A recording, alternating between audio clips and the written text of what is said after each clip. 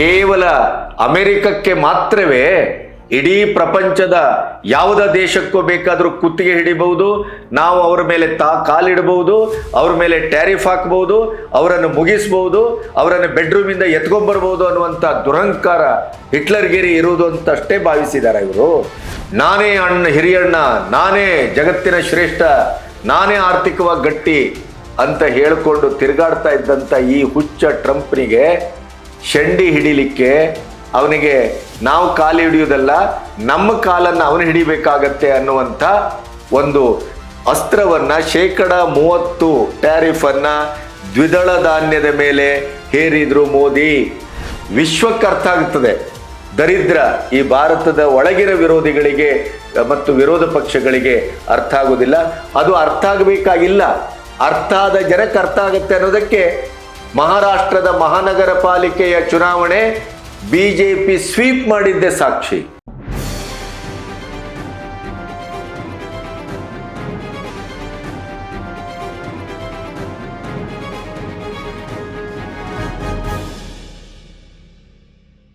ನಮಸ್ತೆ, B Ganapati news ಚಾನಲ್ಗೆ ಸ್ವಾಗತ.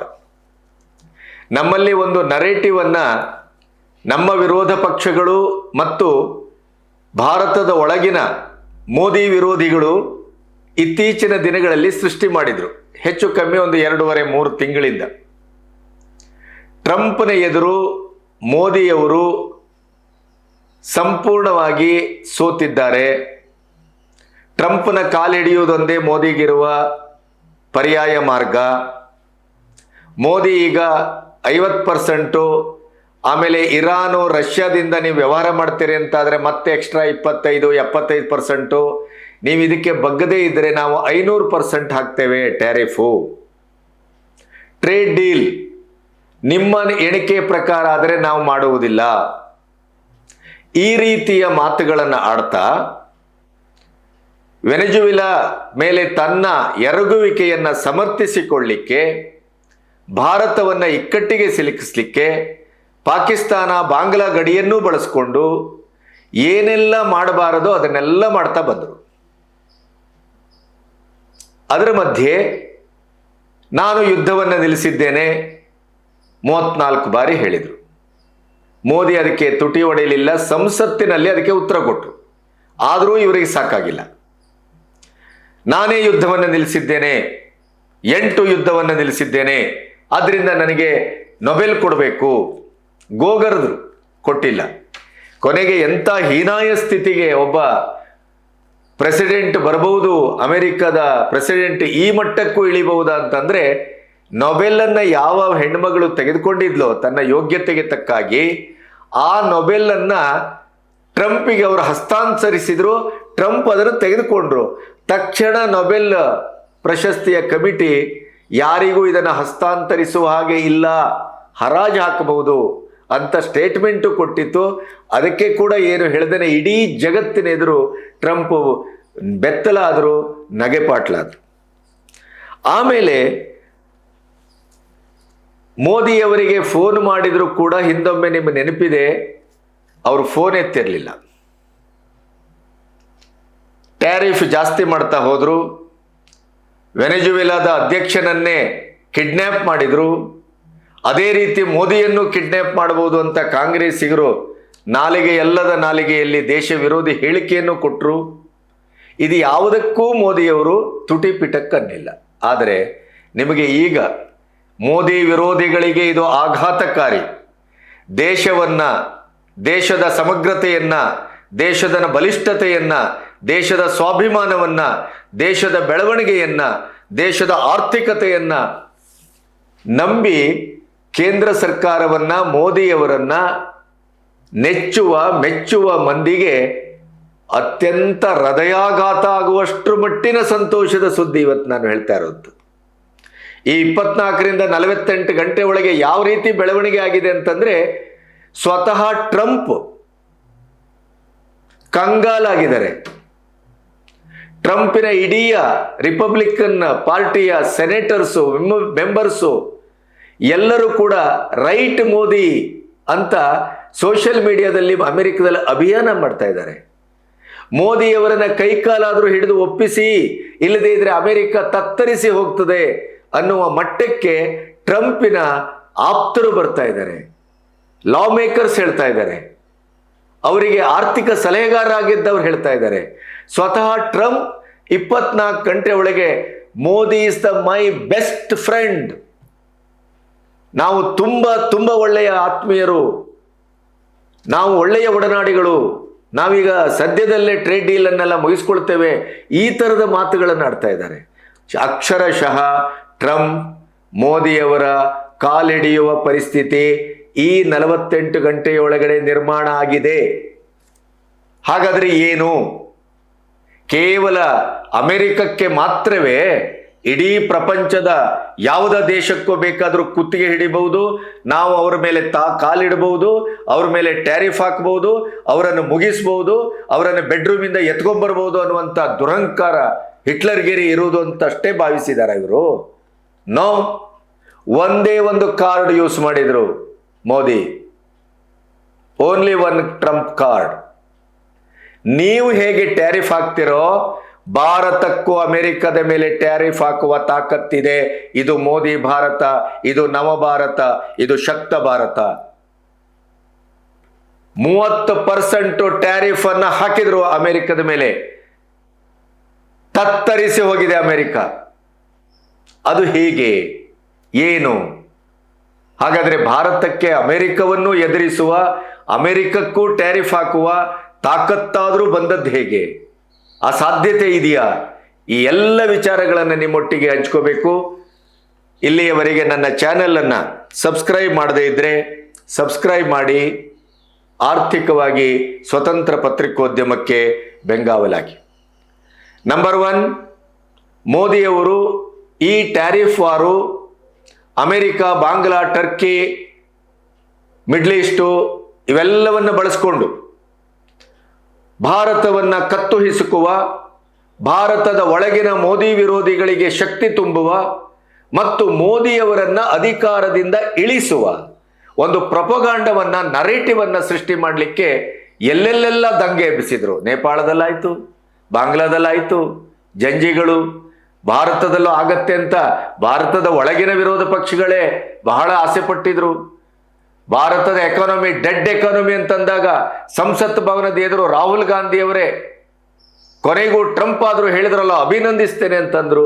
ಅದಕ್ಕಿದೆ ಈಗ ನೋಡಿ. ಈಗ ನಿಮಗೆ ಈ ವಿಷಯಕ್ಕೆ ಬರುವ ಮೊದಲು ನಿಮಗೊಂದು ಕೆಲವು ಮಾಹಿತಿಗಳನ್ನು ಕೊಡ್ತೇವೆ, ಅಧಿಕೃತ ದಾಖಲೆ ಸಮೇತ. ದಾಖಲೆ ಇಲ್ಲದೆ ಮಾತಾಡೋದಿಲ್ಲ ನಾನು.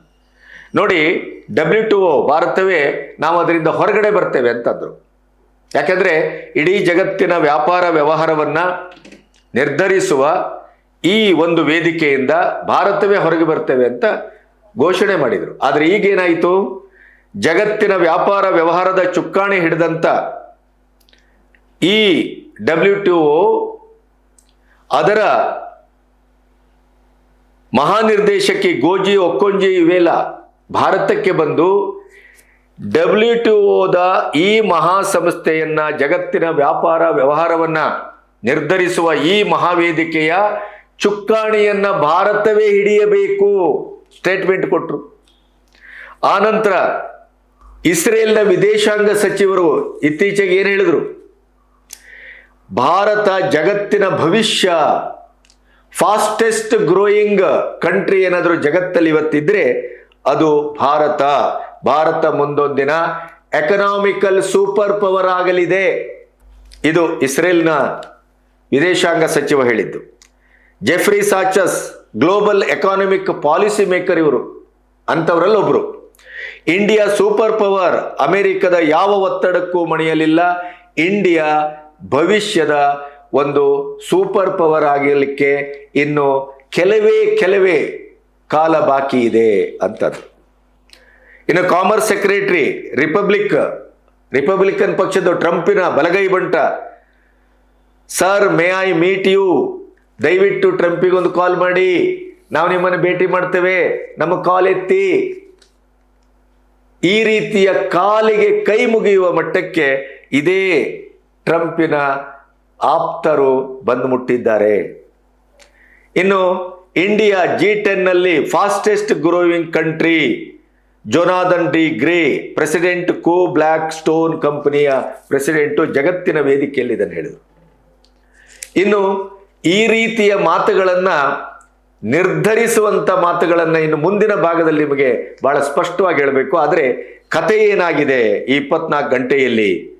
ಮೋದಿಯವರು ಹಾಕಿದಂಥ ಒಂದು ಟ್ಯಾರಿಫಿನ ಅಸ್ತ್ರ ಇಡೀ ಅಮೆರಿಕವನ್ನ ಅಲ್ಲಾಡಿಸಿದೆ. ಮೋದಿಯವರು ಏನು ಮಾಡಿದರು? ಇತ್ತೀಚಿನ ದಿನಗಳಲ್ಲಿ ನೋಡಿದ್ರಿ ನೀವು, EU ಒಪ್ಪಂದ, ಯುರೋಪಿಯನ್ ಯೂನಿಯನ್ನೊಟ್ಟಿಗೆ ಟ್ರೇಡ್ ಒಪ್ಪಂದವನ್ನು ಮಾಡಿಕೊಂಡ್ರು. ಅದರಲ್ಲಿ ನಮ್ಮ ರೈತರಿಗೆ, ನಮ್ಮ ಕೃಷಿ, ನಮ್ಮ ವ್ಯಾಪಾರಕ್ಕೆ ಏನೂ ತೊಂದರೆ ಆಗದಿದ್ದ ರೀತಿಯಲ್ಲಿ ಭಾರತದ ಹಿತಾಸಕ್ತಿಯನ್ನು ಕಾಪಾಡಿಕೊಂಡು ಸಂಪೂರ್ಣವಾಗಿ ಟ್ರೇಡ್ ಡೀಲನ್ನು ಇನ್ನೊಂದು 2 ದಿನದಲ್ಲಿ ಮುಗಿಸ್ತಾರೆ.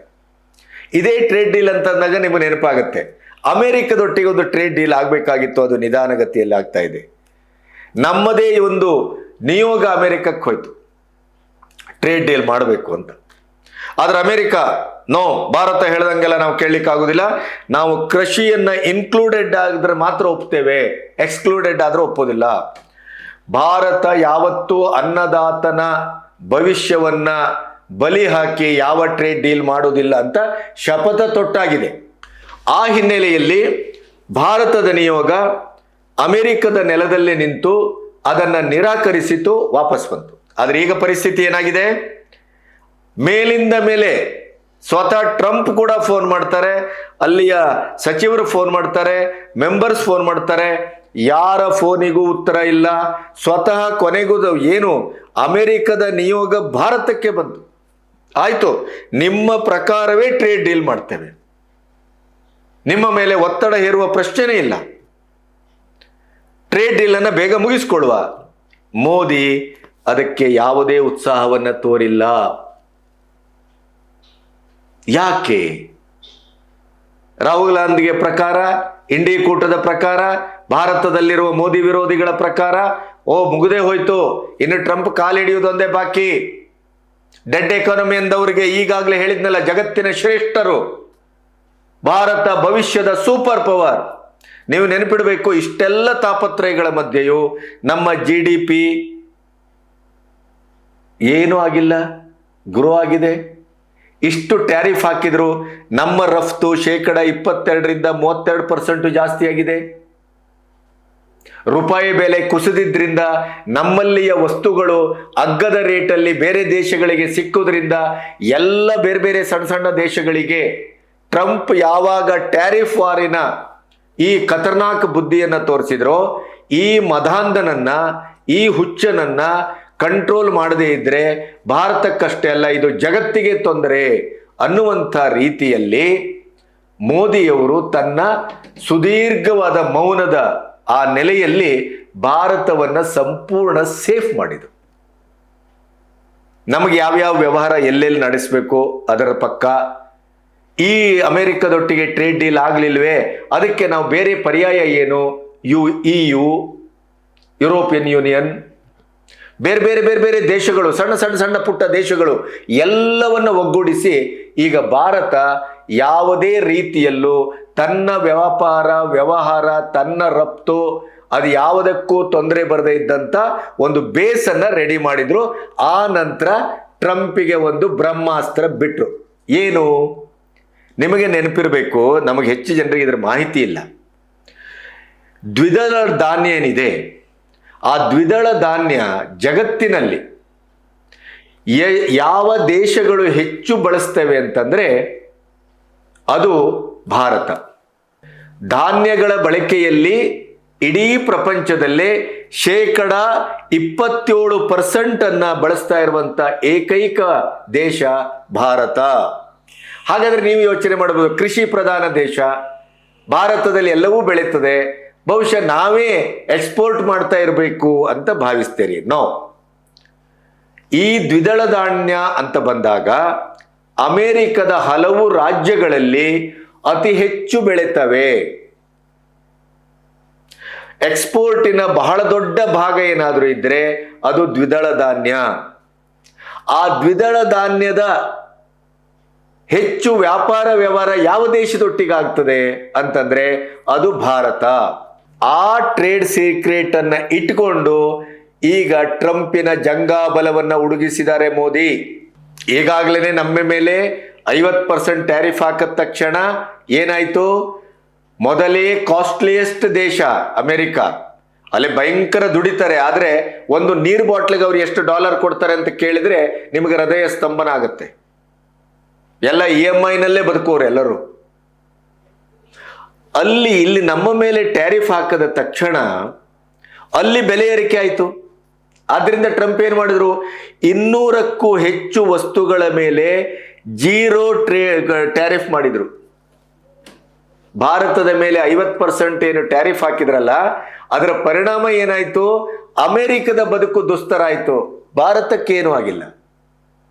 ಭಾರತದಲ್ಲಿ 22% ರಫ್ತು ಜಾಸ್ತಿ ಆಯ್ತು. ನಮ್ಮ GDP ಏನು ತೊಂದರೆ ಆಗಿಲ್ಲ. ಅಮೆರಿಕಕ್ಕೆ ತೊಂದರೆ ಆಯ್ತು. ಆದ್ರೆ ಇಲ್ಲೇನು ಮಾಡಿದ್ರು? ಈಗ 30% ಅಮೆರಿಕದಿಂದ ಭಾರತ ತರಿಸ್ಕೊಳ್ತಾ ಇರುವಂಥ ಧಾನ್ಯಗಳ ಮೇಲೆ ಟ್ಯಾರಿಫ್ ಹಾಕಿದ್ರು ಮೋದಿ. ನೋಡಿ, ಇದೆಂತ ಜಾಣ್ತಾನೆ. ಇದನ್ನು ಊಹೆ ಮಾಡ್ತೀರಾ ನೀವು? ನಾನೇ ಹಿರಿಯಣ್ಣ, ನಾನೇ ಜಗತ್ತಿನ ಶ್ರೇಷ್ಠ, ನಾನೇ ಆರ್ಥಿಕವಾಗಿ ಗಟ್ಟಿ ಅಂತ ಹೇಳಿಕೊಂಡು ತಿರುಗಾಡ್ತಾ ಇದ್ದಂಥ ಈ ಹುಚ್ಚ ಟ್ರಂಪ್ನಿಗೆ ಶಂಡಿ ಹಿಡಿಲಿಕ್ಕೆ ಅವನಿಗೆ ನಾವು ಕಾಲು ಹಿಡಿಯುವುದಲ್ಲ, ನಮ್ಮ ಕಾಲನ್ನು ಅವನು ಹಿಡಿಬೇಕಾಗತ್ತೆ ಅನ್ನುವಂಥ ಒಂದು ಅಸ್ತ್ರವನ್ನ 30% ಟ್ಯಾರಿಫ್ ಅನ್ನ ದ್ವಿದಳ ಧಾನ್ಯದ ಮೇಲೆ ಹೇರಿದ್ರು ಮೋದಿ. ಇಡೀ ಅಮೆರಿಕ ಶೇಕ್ ಆಯ್ತು. ಇಡೀ ಅಮೆರಿಕ ಕಂಗಾಲು. ಇಡೀ ವೈಟ್ ಹೌಸ್ ನಡಗಿದೆ. ರಿಪಬ್ಲಿಕನ್ ಪಾರ್ಟಿಯ ಸೆನೇಟರ್ಸು, ಮೆಂಬರ್ಸು ಟ್ರಂಪಿಗೆ ಪತ್ರ ಬರೆದಿದ್ದಾರೆ. ಹೇಗಾದ್ರೂ ಮಾಡಿ ಮೋದಿಯವರ ಮನವೊಲಿಸಿ, ಮೋದಿಯವರೊಟ್ಟಿಗೆ ಮಾತಾಡಿ, ಇಲ್ಲದೆ ಇದ್ರೆ ಅಮೆರಿಕಕ್ಕೆ ಇದು ಬಹಳ ತೊಂದರೆ ಆಗುತ್ತೆ, ನಮ್ಮ ರೈತರು ಬರ್ಬಾದಾಗಿ ಹೋಗ್ತಾರೆ ಅಂತ ಕೂಗೆಬ್ಬಿಸಿದ್ರು. ರೈಟ್ ಮೋದಿ ಅಂತ ರಿಪಬ್ಲಿಕನ್ ಪಾರ್ಟಿಯ ಮೆಂಬರ್ಸ್ಗಳು, ಸೆನೇಟರ್ಸ್ಗಳೇ ಸೋಷಿಯಲ್ ಮೀಡಿಯಾದಲ್ಲಿ ಈಗ ಅಭಿಯಾನ ಮಾಡ್ತಾ ಇದ್ದಾರೆ. ಅದರ ಪರಿಣಾಮವೇ ಮೋದಿ ನನ್ನ ಗ್ರೇಟ್ ಫ್ರೆಂಡ್, ಮೋದಿ ನನ್ನ ವ್ಯವಹಾರದ ಬಹಳ ದೊಡ್ಡ ಗೆಳೆಯ, ನಾವು ಟ್ರೇಡ್ ಡೀಲ್ ಅನ್ನು ಅತ್ಯಂತ ಬೇಗ ಮುಗಿಸ್ಕೊಳ್ತೇವೆ, ಈ ತರದ ಮಾತುಗಳೆಲ್ಲ ಈಗ ಟ್ರಂಪ್ನ ಬಾಯಿಂದ ಬರ್ತಾ ಇದೆ. ಒಂದೇ ಒಂದು ಅಸ್ತ್ರ ನೆನಪಿಡಿ. ನೀವು ಎಲ್ಲ ಹೇಳಿದ್ರೆ ಏನು, ವಿರೋಧ ಪಕ್ಷದವರು ಮೋದಿ ಕತೆ ಮುಗೀತು, ಟ್ರಂಪಿನ ಕಾಲು ಹಿಡಿಯುವುದೊಂದೇ ಬಾಕಿ, ಇನ್ನು ಯಾವುದೇ ಆಪ್ಷನ್ ಇಲ್ಲ. ಆದರೆ ರಷ್ಯಾ ವ್ಯಾಪಾರ ನಿಲ್ಲಿಸಲಿಲ್ಲ, ಇರಾನ್ನೊಟ್ಟಿಗೆ ವ್ಯಾಪಾರ ನಿಲ್ಲಿಸಿ, ನೋ. ಹೆಚ್ಚೇನು ವೆನೆಜುವೆಲಾದ ಗ್ರೀನ್ಲ್ಯಾಂಡಿನ ಮೇಲೆ ಕಣ್ಣಿಟ್ಟು ಏನು ಅವರ ಇಡೀಯದಾದಂಥ ಒಂದು ದೌರ್ಬಲ್ಯವನ್ನು ಬಳಸ್ಕೊಂಡು ಇವರು ನಾವು ದೊಡ್ಡ ಶಕ್ತಿಯುತ ದೇಶ, ನಮ್ಮ ಹತ್ರ ಬೇಕಾದಷ್ಟು ಸೇನೆ ಇದೆ, ಅಣ್ವಸ್ತ್ರ ಇದೆ ಅಂತ ಹೇಳಿ ಗುಬ್ಬಿ ಮೇಲೆ ಬ್ರಹ್ಮಾಸ್ತ್ರ ಹಾಕಿ ಅಲ್ಲಿಂದ ಅವರನ್ನು ಎತ್ಕೊಬಂದು ಈಗ $4,000 ಕೋಟಿ ಆಯಿಲನ್ನು ವೆನೆಜುವೆಲಾದನ್ನ ಮಾರಿದ್ರು. ಅಂತ ಹಲ್ಕಾಗಿರಿ ಮಾಡ್ತಾ ಇರುವಂತ, ದರೋಡೆ ಮಾಡ್ತಾ ಇರುವಂತ ಈ ಟ್ರಂಪು ಭಾರತವನ್ನೂ ಅಲ್ಲಾಡಿಸ್ತಾನೆ ಅಂತ ಭಾವಿಸಿದ್ರು. ಆದರೆ ಭಾರತ ಮೌನವಾಗಿದ್ದು ಸೈಲೆಂಟ್ ಕಿಲ್ಲರ್ ಆಗಿದೆ. ಹಾಹಾಕಾರ ಎದ್ದಿದೆ ಅಲ್ಲಿ. ರೈತರ ಹಿತರಕ್ಷಣೆಯನ್ನ ಕಾಪಾಡಿಕೊಳ್ಳುವುದಕ್ಕೆ ಟ್ರೇಡ್ ಡೀಲಿಂಗ್ ಅನ್ನ ಕ್ಯಾನ್ಸಲ್ ಮಾಡಿದಂತ ಭಾರತ ಇವತ್ತು ಅಮೆರಿಕದ ನಿಯೋಗವೇ ಬಂದು ಭಾರತದ ಕಾಲಿಡಿಯೋ ಪರಿಸ್ಥಿತಿ. ಈ 30% ಟ್ಯಾರಿಫ್ ಏನು ಹಾಕಿದ್ರಲ್ಲ ಈಗ ದ್ವಿದಳ ಧಾನ್ಯದ ಮೇಲೆ, ಇಡೀ ಅಮೆರಿಕ ಶೇಕ್ ಆಗಿದೆ. ಅಷ್ಟೇ ಅಲ್ಲ, ಮೋದಿಯವರ ಕಾಲಿಡಿಯುವ ಪರಿಸ್ಥಿತಿ ಬಂದಿದೆ. ಸ್ಟೀವ್ ಡ್ಯಾನ್ಸ್ ಕೆವಿನ್ ಕ್ಯಾಮನ್ ಅವರು ಜನವರಿ 16 ಸುಂಕ ಕಡಿತ ಮಾಡುವಂತೆ ಮೋದಿಯವರಿಗೆ ಮನವೊಲಿಸಿ ಅಂತ ಸ್ಟೀವ್ ಡ್ಯಾನ್ಸ್ ಕೆವಿನ್ ಪತ್ರ ಬರೆದಿದ್ದಾರೆ ಟ್ರಂಪಿಗೆ. ಇದೇ ರೀತಿ ಪ್ರತಿ ಸೆನೇಟರ್ಸು, ಪ್ರತಿ ಮೆಂಬರ್ಸು ಅಲ್ಲಿ ಒತ್ತಾಯ ಮಾಡ್ತಾ ಇದ್ದಾರೆ. ಲಾ ಮೇಕರ್ಸ್ ಇಂದ ಹಿಡಿದು, ಆರ್ಥಿಕ ಸಲಹೆಗಾರರಿಂದ ಹಿಡಿದು ಟ್ರಂಪ್ ಇಡೀದಾಗಿ ಭಾರತದ ವಿರೋಧಿಯಾಗಿ ಕಾಣಿಸ್ಕೊಳ್ತಾ ಇದ್ದಾರೆ. ಭಾರತವನ್ನ ಇದೇ ರೀತಿಯಲ್ಲಿ ನೀವು ನಿಮ್ಮ ಒಂದು ಜಿಯೋ ಪಾಲಿಟಿಕ್ಸ್ ಅಲ್ಲಿ ನೀವು ಭಾವಿಸಿದ್ರೆ ಅಮೆರಿಕಕ್ಕೆ ಬಹಳ ದೊಡ್ಡ ಆಘಾತ ಭಾರತದಿಂದಲೇ ಕಾದಿದೆ. ಅದರ ಸ್ಯಾಂಪಲ್ ಇದು. ಆದ್ರಿಂದ ಅಮೆರಿಕ ತಕ್ಷಣ ಎಚ್ಚರಗೊಳ್ಳಬೇಕು. ಅಮೆರಿಕದ ರೈತರ ಹಿತವನ್ನ ಕಾಪಾಡಿಕೊಳ್ಳುವುದಕ್ಕೆ ಮುಂದಾಗಬೇಕು. ಮೋದಿಯವರನ್ನ ಮನವೊಲಿಸಬೇಕು. ಇಲ್ಲದೇ ಇದ್ರೆ ಭವಿಷ್ಯದಲ್ಲಿ ಬಹಳ ದೊಡ್ಡ ಆಘಾತವನ್ನ ಅಮೆರಿಕ ಎದುರಿಸಬೇಕಾಗತ್ತೆ. ಯೋಚನೆ ಮಾಡಿ, ಇದು ಸ್ವಾಭಿಮಾನಿ ಭಾರತ, ಇದು ಮೋದಿ ಭಾರತ, ಇದು ಆರ್ಥಿಕವಾಗಿ ಬೆಳೆಯುತ್ತಿರುವ ಭಾರತ. ಆಮೇಲೆ ನಮ್ಮ ಜಿಯೋಪಾಲಿಟಿಕ್ಸ್ ಹೇಗಿದೆ, ನಮ್ಮ ಅಂತಾರಾಷ್ಟ್ರೀಯ ಮಟ್ಟದ ಒಂದು ನೀತಿ ರೀತಿ ನಿರ್ಧಾರ ಯಾವ ರೀತಿ ಇದೆ ಅನ್ನೋದಕ್ಕೆ ಇದು ಒಂದು ದೊಡ್ಡ ಸಾಕ್ಷಿ. ಆಮೇಲೆ ಇನ್ನೊಂದು ನಿಮಗೆ ಬಹಳ ಮುಖ್ಯವಾದದ್ದನ್ನ ಹೇಳಬೇಕಾದದ್ದೇನು ಅಂತಂದ್ರೆ, IMF ಅಧಿಕೃತ ರಿಪೋರ್ಟ್ ಇದೇನು ಮೋದಿ ಅವರು ಮಾಡಿಸ್ಕೊಂಡದ್ದಲ್ಲ, ಮಾಡಿಸ್ಕೊಳ್ಳಿಕ್ ಸಾಧ್ಯವೂ ಇಲ್ಲ. ಅವರು ಈ ಕೊನೆಯ ಕ್ವಾರ್ಟರ್ ಅವಧಿಯನ್ನ ಗಮನಿಸಿ ಕೊಟ್ಟಂತ ರಿಪೋರ್ಟ್ ಇದು. ನಾವು ಏನನ್ನ ನಿರೀಕ್ಷೆ ಮಾಡಿದ್ದೆವೋ ಅದಕ್ಕಿಂತ ಆರ್ಥಿಕವಾಗಿ ಭಾರತ ಸದೃಢವಾಗಿದೆ. ಭಾರತ ಈಗ ಜಗತ್ತಿನ ಗ್ರೋತ್ ಎಂಜಿನ್. ನೋಡಿ, ಭಾರತ ಈ ಹೊತ್ತಿನ ಗ್ರೋತ್ ಎಂಜಿನ್. ಇದು IMF ಹೇಳಿದ್ದು, ಬೇರೆಯವರಲ್ಲ. IMF ತನ್ನ ಸ್ಟಡಿಯನ್ನ ಮಾಡಿ ಆರ್ಥಿಕವಾದಂಥ ಲೆಕ್ಕಾಚಾರವನ್ನ ಇಟ್ಕೊಂಡು ಮಾತಾಡುತ್ತೆ. ಆದ್ರಿಂದಲೇ ಭಾರತವನ್ನ ಅಪ್ಗ್ರೇಡ್ ಮಾಡ್ತೇವೆ ನಾವು. ಇದು IMF ಕೊಟ್ಟಂತ report. Bharat dead economy. Rahul Gandhi ಅವರೇ, ಟ್ರಂಪಿಗೆ ಅಭಿನಂದಿಸಿದ್ರಿ, ಇದಕ್ಕೇನು ಹೇಳ್ತೀರಿ? ರಾಹುಲ್ ಗಾಂಧಿ ಅವರಿಗೆ ನೀವು ಪ್ರಶ್ನೆ ಮಾಡೋದೇ ತಪ್ಪು. ಯಾಕೆಂದ್ರೆ ಮೊನ್ನೆ ತಮಿಳುನಾಡಿನ ಯಾವುದೋ ಒಂದು ಸ್ಕೂಲಿನ ಶತಮಾನೋತ್ಸವಕ್ಕೆ ಬಂದಾಗ ಒಂದು ಹೆಣ್ಣು ಮಗಳು AI ಬರ್ತಾ ಇದೆ, AI ಬಂದದ್ರಿಂದ ಮುಂದಿನ ದಿನಗಳಲ್ಲಿ ಶೈಕ್ಷಣಿಕವಾದ ವ್ಯವಸಾಯದಲ್ಲಿ ಏನು ಬದಲಾವಣೆ ಆಗ್ಬೋದು, ಕ್ರಾಂತಿ ಆಗ್ಬೋದು ಅಂತ ಕೇಳಿದ್ರೆ ಪ್ರೊಡಕ್ಷನ್ ಜಾಸ್ತಿ ಆಗ್ಬೋದು ಅಂತ ಹೇಳಿ ನಗೆಪಾಟ್ಲಾದವರು. ಹಾಗಾಗಿ ಅವರಿಗೆ ಈ ಅಂತಾರಾಷ್ಟ್ರೀಯ ಮಟ್ಟದ ಬಿಡಿ, ಭಾರತದ ಒಳಗಿನ ಒಂದು ವ್ಯವಹಾರವೇ ಗೊತ್ತಾಗೋದಿಲ್ಲ. ಹಾಗಾಗಿ ಟ್ರಂಪನ್ನ ಬಳಸ್ಕೊಂಡು ಮೋದಿಯನ್ನ ಹೊಡೆಯಲಿಕ್ಕೆ ನೋಡಿದ್ರು. ಆದರೆ ಅವರೇ ಅರ್ಧ ದಾರಿಯಲ್ಲಿ ಸಿಕ್ಕಾಕೊಂಡು ತಾನೇನು ಅನ್ನೋದನ್ನ ಜಗತ್ತಿನ ಎದುರು, ಭಾರತದ ಎದುರು ಅವರು ತೆರೆದಿಟ್ಕೊಳ್ಳುವಂತ ಕೆಲಸ ಮಾಡಿದ್ರು. ಹಾಗಾಗಿ ಅವರು ಬಳಸಿದ ಬೋನಲ್ಲಿ ಅವರೇ ಸಿಕ್ಕಾಕೊಂಡು ಒದ್ದಾಡ್ತಾ ಇದ್ದಾರೆ. ಆದರೆ ಭಾರತವನ್ನ ಯಾವ ರೀತಿಯಲ್ಲಿ ರಕ್ಷಿಸಬಹುದು ಅನ್ನೋದಕ್ಕೆ ಮೋದಿ ಒಂದು ಅತ್ಯುತ್ತಮವಾದ ಉದಾಹರಣೆಯಾಗಿ ಇವತ್ತು ಜಗತ್ತಿನೆದುರು ನಿಂತಿದ್ದಾರೆ.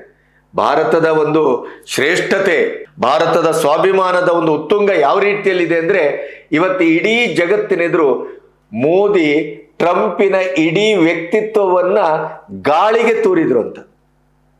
ಆ ಮಟ್ಟದಲ್ಲಿ ಇವತ್ತು ಬಹುಶಃ ಐತಿಹಾಸಿಕ ಘಟನೆ ಇದು.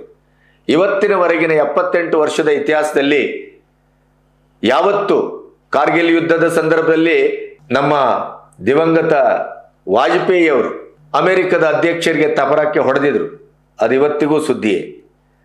ಅದು ಬಿಟ್ಟರೆ ಯಾರು ಅಮೆರಿಕದ ಅಧ್ಯಕ್ಷರೊಟ್ಟಿಗೆ ಇಷ್ಟು ಕಟುವಾದ ನಡೆಯನ್ನ ಮತ್ತು don't care who are you ಅನ್ನುವಂಥ ಮನೋಭಾವವನ್ನ ತೋರಿಸಿರಲಿಲ್ಲ. ಅದನ್ನು ಕೊನೆಗೂ ಮೋದಿಯವರು ತೋರಿಸುವ ಮೂಲಕ ಭಾರತದ ಇಡೀ ಸಾರ್ವಭೌಮತೆಗೆ ಒಂದು ಅಧಿಕೃತವಾದಂಥ ನೆಲೆಯನ್ನ, ಬೆಲೆಯನ್ನ, ಸ್ವಾಭಿಮಾನವನ್ನ ತಂದ್ರು ಅನ್ನುವಲ್ಲಿಗೆ ನಾವು ಮೋದಿಯನ್ನ ಅಭಿನಂದಿಸಬೇಕು. ಇನ್ನು ಟ್ರಂಪ್ ಪಕ್ಷದ ಲಾ ಮೇಕರ್ಸ್ ಟ್ರಂಪಿಗೆ ಬಹಳ ನಿರ್ಧರಿತವಾಗಿ ಹೇಳಿದ್ದಾರೆ, ಭಾರತದ ಹಿತಕ್ಕಾಗಿ ನೋಡಿ, ನಿಮಗೂ ಮತ್ತು ಮೋದಿಗೂ ಇರುವ ವ್ಯತ್ಯಾಸ ಏನು? ನೀವು ನಿಮ್ಮ ಸ್ವಾಭಿಮಾನವೋ, ನಿಮ್ಮ ಸ್ವಾರ್ಥವೋ, ನಿಮ್ಮ ಹಠವೋ, ನಿಮ್ಮ ಹುಚ್ಚುತನಕ್ಕೋ ನೀವು ದೇಶದ ಹಿತವನ್ನು ಬಲಿ ಹಾಕ್ತೀರಿ. ಆದರೆ ನೀವು ಆಪರೇಷನ್ ಸಿಂಧೂರದಿಂದ ಹಿಡಿದು WTO ವೇದಿಕೆಯಿಂದ ಹಿಡಿದು ಪ್ರತಿ ಒಂದು ಕಡೆ ನಿಮ್ಮ ಟ್ಯಾರಿಫ್ ಇರ್ಬೋದು, ಇನ್ನೊಂದಿರಬಹುದು, ಎಲ್ಲದಕ್ಕೂ ಕೊನೆಗೂ ಅವ್ರು ಏನು ಮಾಡ್ತಾರೆ?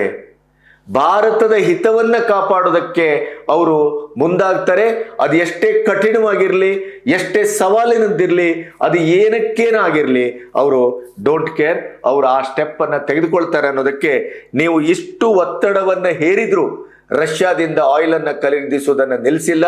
ಅಷ್ಟೇ ಅಲ್ಲ, ವೆನಿಜುವೆಲಾದಿಂದ ನೀವು ವೆನಿಜುವೆಲಾದ ಮೇಲೆ ದಾಳಿ ಮಾಡಿದ್ರು ಕೂಡ, ವಾರ್ನ್ ಮಾಡಿದ್ರು ಕೂಡ ಭಾರತ ಆ ಡೀಲ್ ಅನ್ನ ಕ್ಯಾನ್ಸಲ್ ಮಾಡಿಲ್ಲ. ಅದು ಇರಾನ್ಗೂ ಅನ್ವಯಿಸ್ತದೆ. ಹಾಗಾಗಿ ಮೋದಿ ದೇಶಕ್ಕಾಗಿ ಬದುಕ್ತಾರೆ ಅಂತ ಹೇಳಿ ರಿಚ್ ಮ್ಯಾಕ್ ಕಾರ್ನಿಕ್ ಅವರು ಲಾ ಮೇಕರ್ಸ್ ರಿಪಬ್ಲಿಕನ್ ಪಾರ್ಟಿದು ಅವರು ಈ ಮಾತನ್ನ ಹೇಳಿದ್ದಾರೆ. Now Trump says, I don't have to hide it. I'm just king of the world. I can do what I want. I own Venezuelan oil. I want Greenland. Canada's our 51st state. This is very serious. I want people to understand. What about India? Because, well, India is a superpower. India just needs to keep its head on straight. It can't be threatened by the United States, but it shouldn't be playing a U.S. game either. Why do you say that?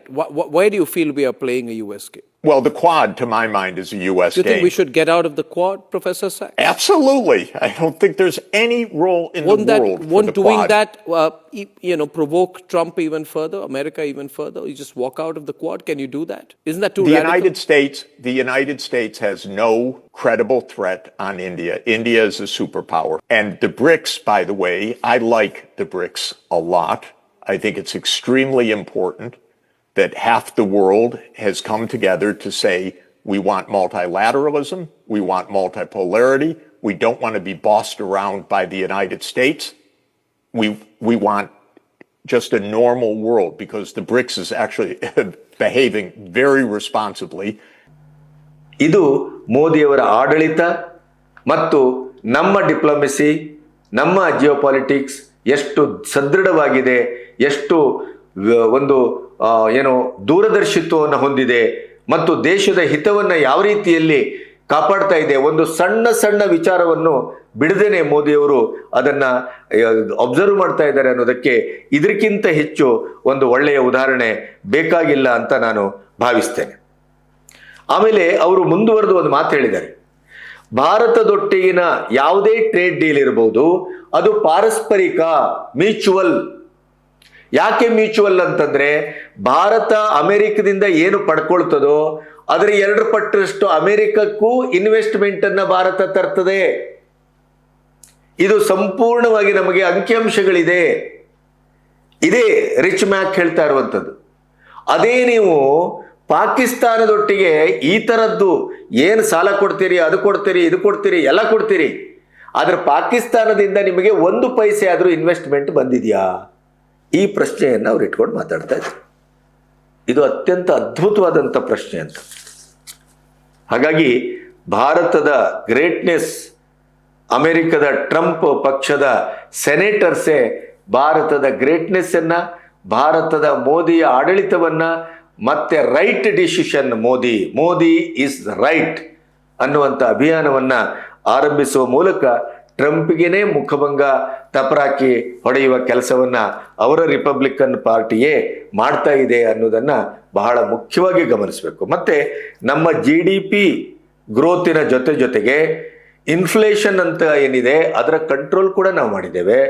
ನಮ್ಮ ರೂಪಾಯಿ ಮೌಲ್ಯ ಏನು ಬಿದ್ದೋಯ್ತಲ್ಲ, ಆ ಬಿದ್ದೋದನ್ನೇ ಇರುವ ವಿರೋಧ ಪಕ್ಷ ಬಹಳ ದೊಡ್ಡ ಮಟ್ಟದಲ್ಲಿ ಅದನ್ನು ಸುದ್ದಿ ಮಾಡ್ಲಿಕ್ಕೆ ನೋಡ್ತಲ್ಲ. ಆದರೆ ಮೋದಿ ಮತ್ತು ರಿಸರ್ವ್ ಬ್ಯಾಂಕ್ ಏನ್ ನಿರ್ಧಾರ ತೆಗೆದುಕೊಳ್ತು, ತತ್ಕಾಲದ ಈ ರೂಪಾಯಿ ಅಪಮೌಲ್ಯವನ್ನ ನಾವು ಗಮನಿಸಬೇಕಾಗಿಲ್ಲ. ರೂಪಾಯಿ ಅಪಮೌಲ್ಯದ ಹೊತ್ತಿನಲ್ಲಿ ನಾವು ನಮ್ಮ ರಫ್ತನ್ನ ಜಾಸ್ತಿ ಮಾಡ್ಕೋಬೇಕು. ಎಷ್ಟು ಸುಂದರವಾದಂಥ ಒಂದು ಆಡಳಿತದ ಸೂತ್ರ ನೋಡಿ. ಇದು ಭಾರತವನ್ನ ಇವತ್ತು ಬಚಾವ್ ಮಾಡಿದೆ ಅಷ್ಟೇ ಅಲ್ಲ, ಭಾರತ ಇವತ್ತು ವಿಶ್ವದ ಶ್ರೇಷ್ಠ ಸ್ಥಿತಿಯಲ್ಲಿ, ವಿಶ್ವದ ಗ್ರೋತ್ ಎಂಜಿನ್ ಭಾರತ ಅನ್ನುವಂಥದ್ದನ್ನು IMF ಹೇಳುವ ಮಟ್ಟಕ್ಕೆ ಭಾರತವನ್ನ ವಿಶ್ವದ ಆರ್ಥಿಕ ತಜ್ಞರು ಎಲ್ಲರೂ ಇವತ್ತು ಭಾರತದ ಬೆಳವಣಿಗೆಯನ್ನು ನೋಡಿ ಭಾರತ ಸೂಪರ್ ಪವರ್ ಆಗಲಿದೆ, ಆಗುವ ಎಲ್ಲ ದಿಕ್ಕಿನಲ್ಲಿ ಅದು ಹೆಜ್ಜೆ ಆಗಿದೆ ಅನ್ನುವುದನ್ನು ಮಾತನ್ನು ಹೇಳುವ ಮೂಲಕ ಈಗಾಗಲೇ ತಾನೇ ಸೂಪರ್ ಪವರ್ ಅಂತ ಭಾವಿಸಿದ ಚೈನಾ ಅಥವಾ ಅಮೆರಿಕಕ್ಕೆ ದೊಡ್ಡ ಆಘಾತವನ್ನು ಕೊಟ್ಟಿದೆ. ಇನ್ನೊಂದು ಕೊನೆಯಲ್ಲಿ ನಿಮ್ಗೆ ಹೇಳಬೇಕು, ಈ 30% ಟ್ಯಾರಿಫ್ ಹೇರುವ ಮೂಲಕ ಅಮೆರಿಕದ ಜಂಗಾಬಲವನ್ನು ಉಡುಗಿಸಿ ಟ್ರಂಪಿನ ಕಾಲ್ಕೆಡೆಗೆ ಇಡೀ ವಿಶ್ವವೇ ಅಲ್ಲಾಡುವ ರೀತಿಯ ಒಂದು ಸ್ಥಿತಿಯನ್ನು ತಂದಿತ್ತಂತ ಭಾರತ ಇದೆಯಲ್ಲ, ಸತ್ಯ ಹೇಳಬೇಕು ಅಂದರೆ ಚೈನಾಕ್ಕಿದಾಗಿರಲಿಲ್ಲ. ಚೈನಾ ಅಮೆರಿಕ ಎಂಥ ಹಾವು ಮುಂಗುಸಿ ಅಂತ ನಿಮಗೆ ಗೊತ್ತು. ಆದರೆ ಚೈನಾ ಭಾರತಕ್ಕಿಂತ ಆರ್ಥಿಕವಾಗಿ ಸದೃಢವೂ ಹೌದು, ಅಥವಾ ಇಡೀದಾದಂಥ ಸೈನ್ಯದ ದೃಷ್ಟಿಯಲ್ಲಿ ಕೂಡ. ಆದರೆ ಯಾವತ್ತೂ ಚೈನಾಕ್ಕೆ ಅಮೆರಿಕದ ಒಂದು ಇಡೀ ಶಕ್ತಿಯನ್ನು ಮಣಿಸುವ ಕೆಲಸ ಮಾಡಲಿಕ್ಕಾಗಿರಲಿಲ್ಲ. ಅದನ್ನು ಇವತ್ತು ಮೋದಿಯವರು ಮಾಡಿದ್ದಾರೆ.